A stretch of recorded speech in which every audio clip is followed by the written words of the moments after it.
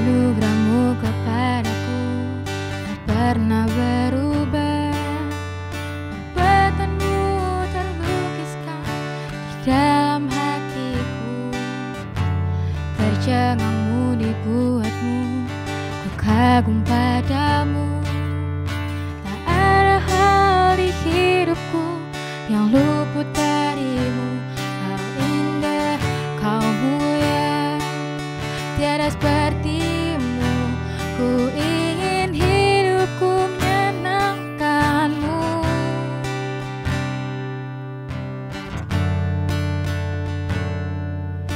Kau terawal dan terakhir, pencipta segalanya. Seluruh bintang pun bersinar oleh ucapanmu. Engkau pun mengasihiku, penulis hidupku. Tak henti segenap hidupku menyembahmu selalu. Kau puji, ku sembah, tiada sepertimu. Ku ingin hidup menyenangkanmu. Segala puji, segala hormat, segenap hatiku menyembahmu. Terimalah segenap hidupku sebagai persembahan yang hidup.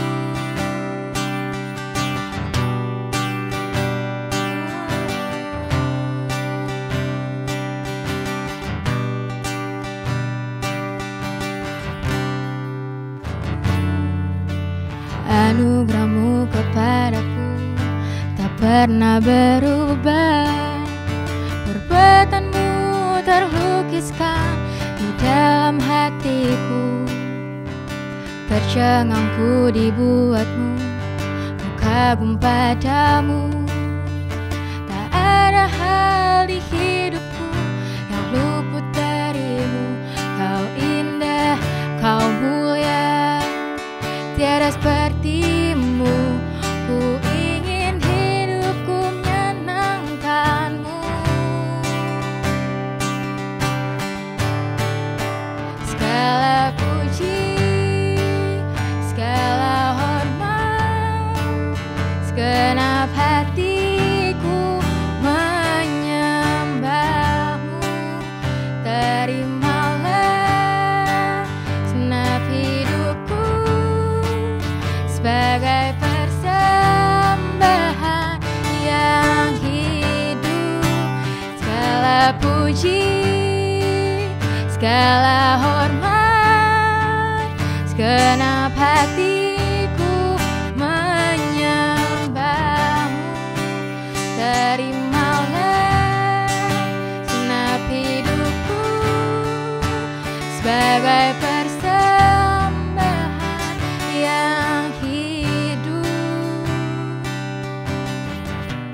Bukan kehendakku, namun kehendakmu. Ku hidup bagimu. Kau indah, kau mulia, ku ingin hidupku menyenangkanmu.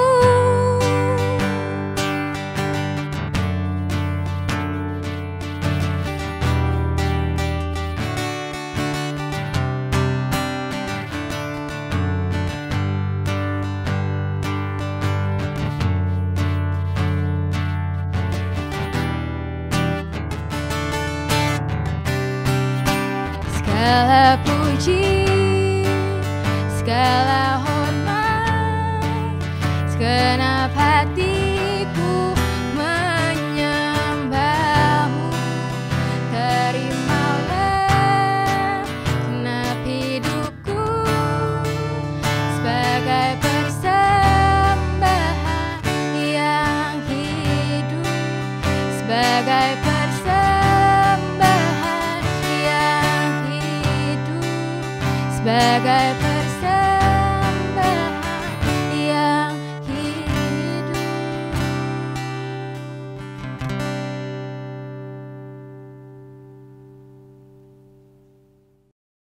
Halo sahabat, dimanapun Anda berada, selamat datang di Soulmate. Bersama saya, Gracia.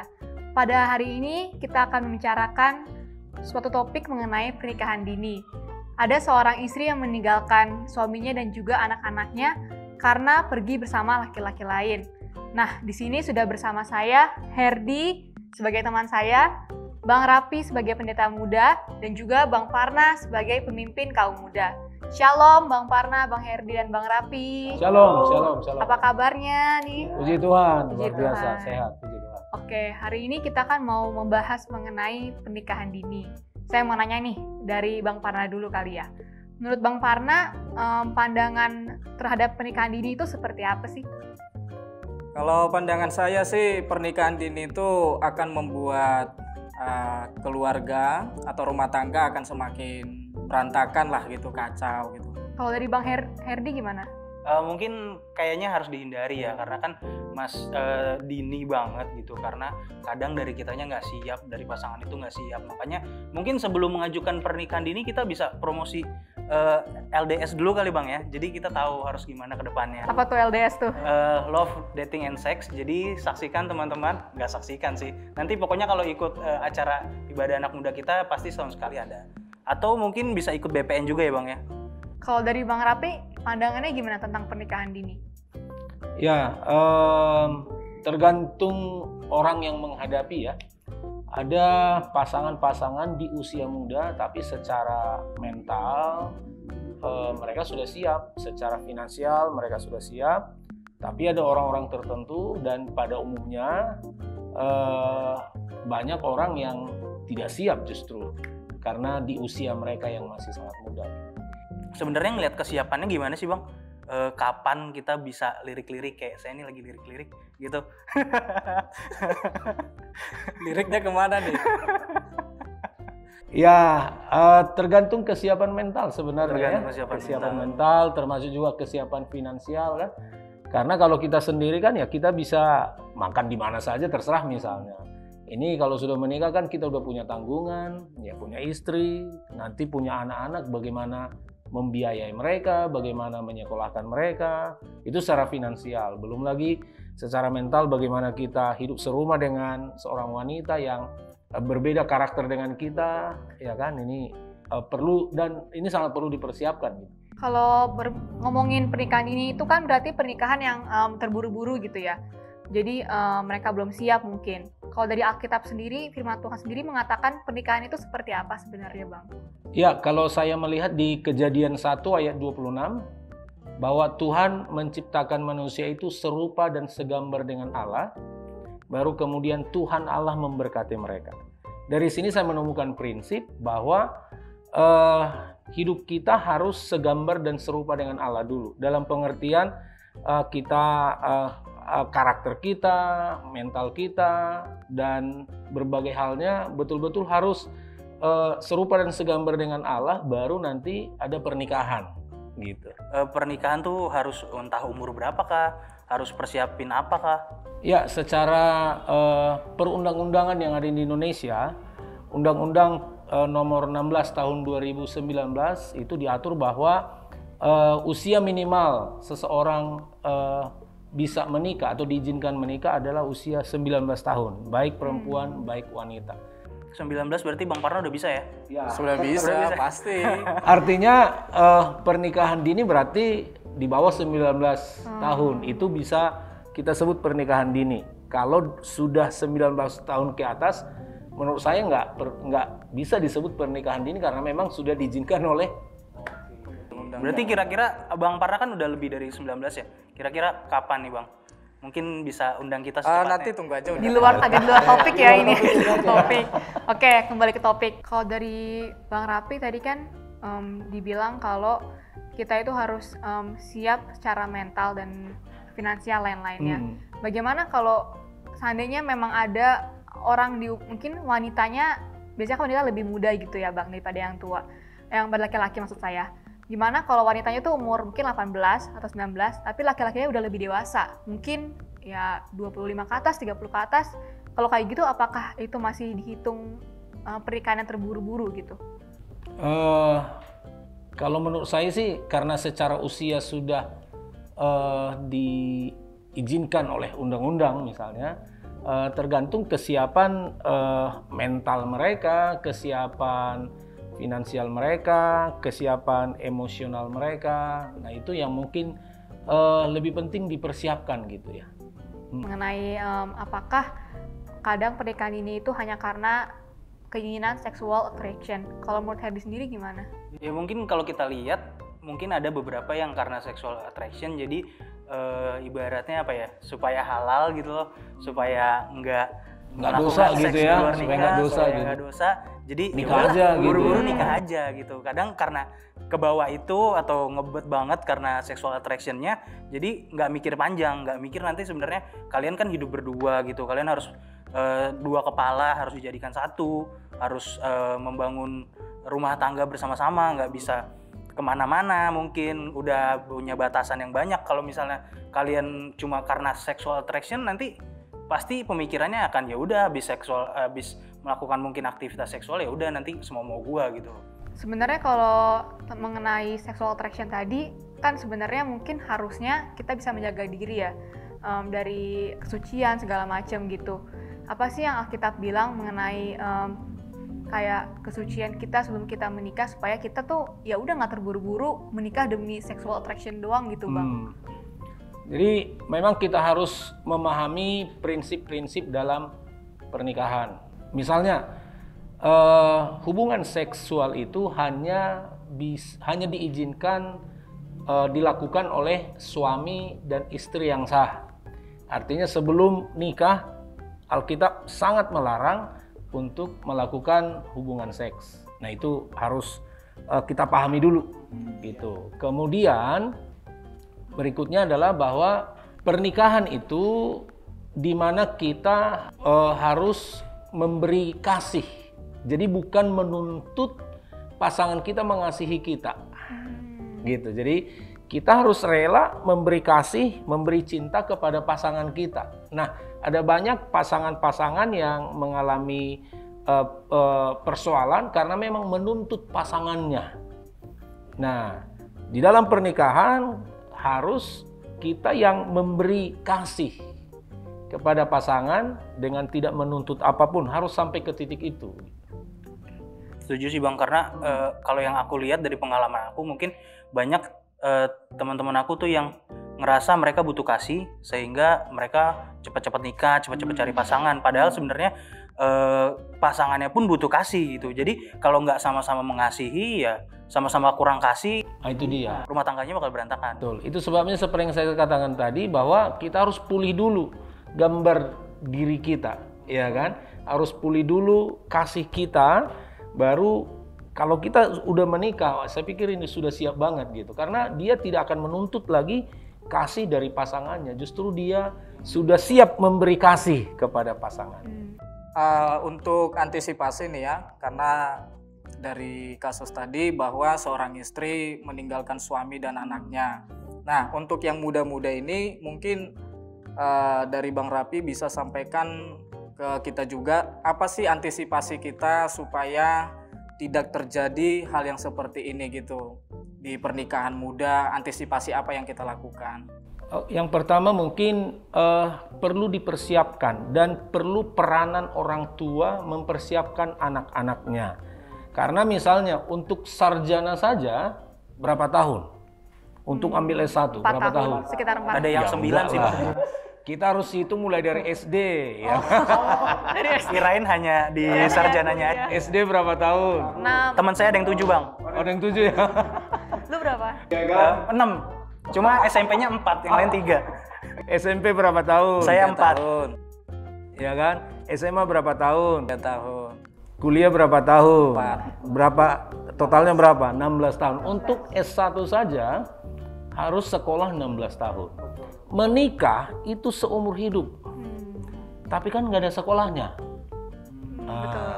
Jadi kapan tuh kita sekolahnya kalau menikah? Nggak ada sekolahnya. Dan kebanyakan orang tua tidak mempersiapkan anak-anaknya masuk dalam pernikahan. tidak mempersiapkan anaknya menjadi ayah, menjadi suami, menjadi ibu atau menjadi istri. Tidak mempersiapkan tapi kadang suruh-suruh nikah ya, Bang. Ah, itu Kapan dia. nikah? Kapan nikah? Udah mau punya cucu. Nah, kadang-kadang kan orang tua hanya melihat umur gitu. Itu sebabnya dalam kesempatan ini saya menghimbau supaya kita sebagai pemuda, kemudian para orang tua yang mendengar acara ini, persiapkanlah anak-anak kita untuk nanti masuk dalam pernikahan. Gitu. Mungkin dari pengalaman mereka bisa share sebagai seorang suami itu begini loh nak, sebagai seorang ayah begini. Jadi betul-betul dipersiapkan di rumah. Nah itu peranan orang tua. Kemudian gereja harus berperan juga di dalam menyiapkan, memperlengkapi anak-anak muda, khususnya yang sudah punya pasangan, harus betul-betul dipersiapkan, memberi gambaran tentang pernikahan itu seperti apa ke depan, gitu ya. Sehingga mereka dibekali dengan wawasan-wawasan yang baik, dengan prinsip-prinsip firman Tuhan, sehingga ketika mereka masuk dalam pernikahan, mereka nggak kaget karena orang tua sudah siapkan, gereja sudah siapkan. Saya pikir itu jawabannya. Jadi dari keluarga, dari gereja itu justru yang kayak sekolah buat Betul. kita, mempersiapkan kita Betul. untuk nanti menikah gitu. Betul. Nah kalau untuk terakhir nih Bang, kira-kira dari kisah tadi itu apa sih yang bisa membuat wanita tersebut itu meninggalkan keluarganya sampai dia tuh sama laki-laki lain gitu? Apa gitu yang alasan terkuatnya kira-kira kenapa dia bisa kayak gitu? Kemungkinan besar karena dia kan masih usia muda, masih ingin happy-happy, masih ingin pergi dengan teman-temannya. Sementara di rumah dituntut tanggung jawab sebagai seorang istri, dituntut tanggung jawab sebagai seorang ibu. Nah itu yang dia nggak siap gitu. Ada temannya yang ngajak dia untuk happy-happy pergi dan lain sebagainya, ya dia ikutin gitu. Karena dia belum siap jadi istri, dia belum siap jadi ibu. Gitu. Berarti emang benar kalau pernikahan itu ya kita emang memberi kasih. Betul, Jadi, betul. bukan untuk memenuhi Menuntut kebutuhan kasih. kita, tapi untuk memenuhi kebutuhan satu sama lain gitu Betul. ya Bang. Oke, kalau gitu kita mau berdoa nih buat keluarga tadi, terutama untuk mungkin tadi suaminya yang ditinggalkan dan juga anak-anaknya, dan untuk istrinya juga supaya Tuhan tuh pulihkan hidupnya gitu Bang. Oke, mari kita berdoa. Bapa di surga, kami berdoa buat seluruh yang mendengar perbincangan kami kali ini. Apapun yang mereka hadapi, mungkin mereka adalah pasangan rumah tangga yang sedang menghadapi konflik di dalam hubungan suami istri. Biarlah Tuhan memulihkan hati mereka, biarlah Tuhan terus menjamah hati mereka sehingga mereka bisa menjalani kehidupan rumah tangga mereka di dalam kasih Kristus. Kami juga berdoa buat para pemuda-pemudi yang mendengar pembicaraan kami hari ini. Biarlah Tuhan juga menolong mereka untuk menyiapkan diri mereka untuk suatu saat masuk di dalam rumah tangga, pernikahan, sehingga mereka betul-betul mengalami berkat Tuhan di dalam pernikahan mereka satu waktu. Terima kasih Tuhan, kami bersyukur dan kami berdoa di dalam nama Tuhan Yesus Kristus. Haleluya, haleluya. Amin, amin. Amin. Terima kasih buat Bang Rapi, buat Herdi sama Bang Farna atas sharingnya, sangat memberkati. Dan sahabat, sampai di sini dulu acara kita hari ini mengenai pernikahan dini. Saya belajar bahwa memang pernikahan itu adalah komitmen seumur hidup. Jadi saya harus siap secara mental, secara finansial, secara fisik. Dan di dalam pernikahan juga adalah sarana saya untuk berbagi kasih kepada sesama saya. Nantikan topik-topik soulmate di minggu-minggu berikutnya. Dan jika sahabat merasa terberkati, boleh di-sharing, boleh di-like, dan di-subscribe. Selamat malam, Tuhan Yesus memberkati.